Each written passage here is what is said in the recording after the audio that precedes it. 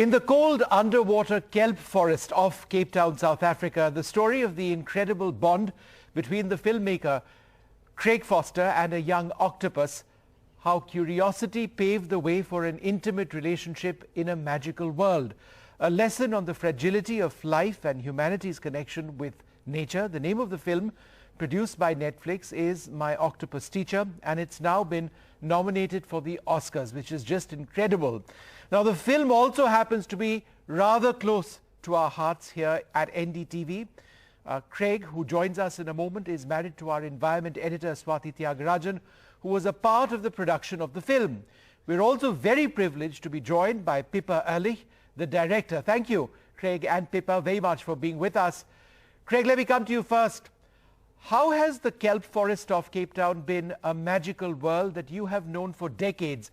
How did it end up inspiring you into making friends with an octopus? Vishnu, I started diving when I was 3 years old. So it's always been part of my life. And then I was inspired by my San Bushman mentors to learn underwater tracking, because I'd spent many years with them in the Kalahari. And then it was just more by chance that I met this extraordinary young octopus, and she became my teacher. I was just on the most extraordinary journey, being, let into her secret life. Pippa, when you started directing this, did you have any idea where it would end up? We had absolutely no idea.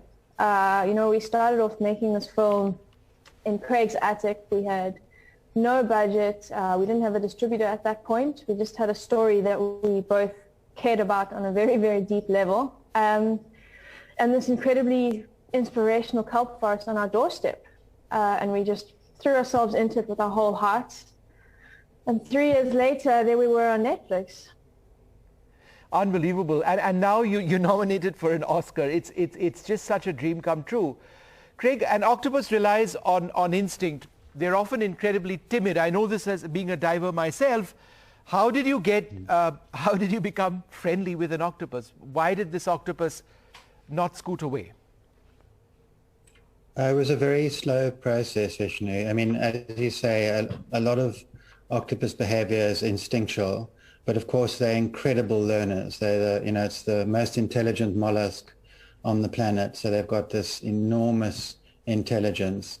And slowly, I built her trust. And then one day she, of course, reached out and made contact with me. And then from that day on, it just got closer and closer till she completely trusted me. She'd come out of den and greet me, and we used to go on hunting expeditions. And she even used me sometimes to corral prey and so on. So it was it took quite a while, but that deep trust was what allowed me into her secret world and to see all these incredible behaviors and learn from her. Pippa, filming this underwater would have been fairly difficult because the seas over there are fairly choppy. Weather is a factor. To get the shots that you required over a period of time and exactly what you were trying to talk about or to explain or to showcase must have been an incredible challenge. Tell us about that. It is challenging to film in an ocean environment, particularly in the kelp forest. You can't predict what conditions will be like, and you can't control them. And we were always, everything we did was dependent on the ocean and what the ocean was doing. Sometimes you're going out in crazy big waves, but that can be amazing because then you get the shots that you need to tell that part of the story.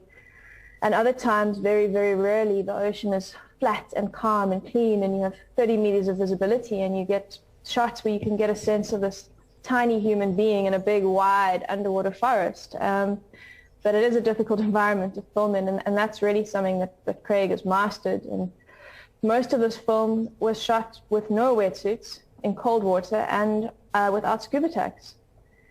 So, Craig, that was in fact my next question to you. That's incredible. You've done this all your life, so you know a thing or two about holding your breath underwater, but freediving comes with its own sets of risks.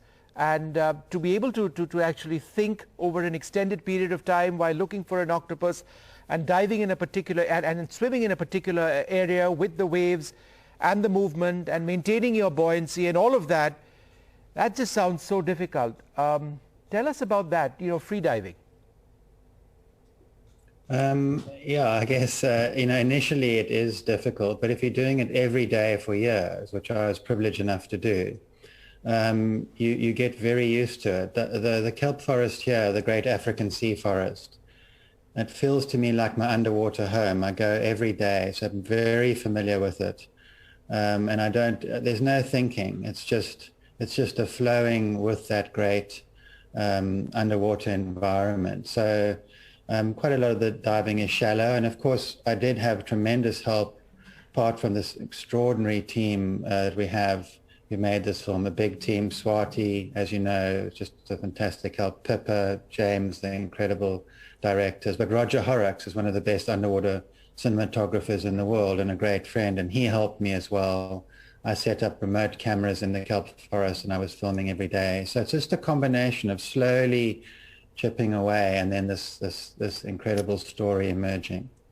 Pippa, when did this stop being a film, or did it ever stop being a film? And it sort of became an emotional connect to a wonderful creature and the story of this. So did it ever stop being a film for you?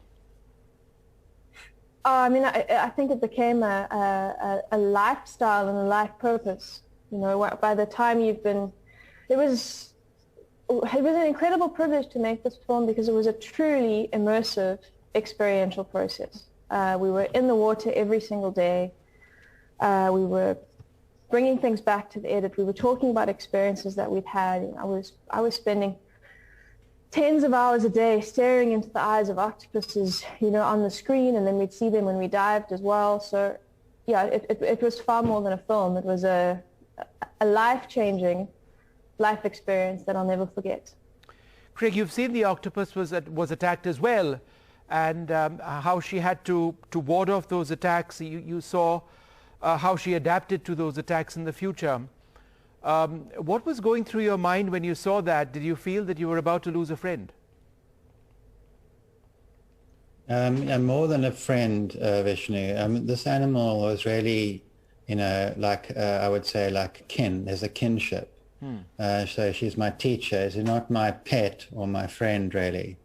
So of course one's tremendously nervous when she's under threat. But also, and I know all the animals of the kelp forest. I know the sharks intimately. I know their lives and how fragile their lives are too. So it's not for me to interfere with wild nature. That would be, going against all my understanding and all my teaching. So I just had to be witness to what happened. Luckily, you know, she used her incredible genius to survive. But then Pippa, ultimately she didn't, which is natural, and that's the way things are. And so tell us a little bit about that. That must have been a real heartbreaker for you. That was a heartbreak. I mean, of course, I wasn't there when the octopus died. I only came onto the project later, but certainly when I cut that final sequence, it's not often that you start crying while you're editing something. But I was absolutely in tears. But, you know, there's something beautiful about how that animal lived the life that she was meant to live. And it is very sad, but there's an incredible lesson, and that was really what came out of the film for us, in this animal that kind of spends her final days making sure that her next generation will survive to live the life that they need to. And I suppose that's kind of what the film, a big theme of the film is what it means to look ahead for the people and animals that come after you. Craig, what did the octopus mean to you? Gosh, so many things, you know. It's a bit of a tough question. I mean, she, represents in a way a doorway into deep nature, a doorway into deep tracking.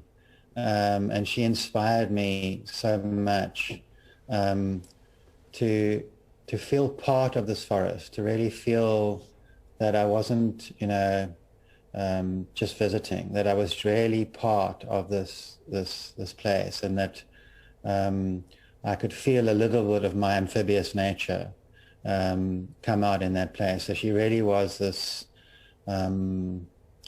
this emissary into this extraordinary world, which I finally felt very, very closely connected to. Greg, tell us a little bit more about the kelp forest. I mean, I use the word magical in describing it based on the pictures, the video, I mean, the film itself, it looks stunning. But tell us a little bit, our viewers, that's a great question, because we're trying to, and this is Swati's idea, to take this great African sea forest and make it into a global icon, so like the Serengeti or the Great Barrier Reef, because this is a way we feel we can really protect this special place. It's, it's got one of the highest biodiversity levels in the world, probably the highest biodiversity in Africa. It's a giant underwater forest that stretches 1,400 kilometers along our coast and turns around at the tip of Africa. It's basically like, imagine, a forest on land that's filled with water and it's quite misty. Mm-hmm. And you can fly in that forest. You're gravity free. It's the most magical place I've ever been in my life. It looks like absolute magic. Pippa, final question to you. So, I mean, are you nervous about the days ahead, the fact that you've been nominated for an Oscar, or is there a sense of deep gratitude at what you've achieved so far? There's a sense of deep gratitude and a sense of deep terror as well. Oh, really? Yeah. As a first-time filmmaker, to be in this position is really quite a mind-blowing and overwhelming experience, but what an incredible privilege.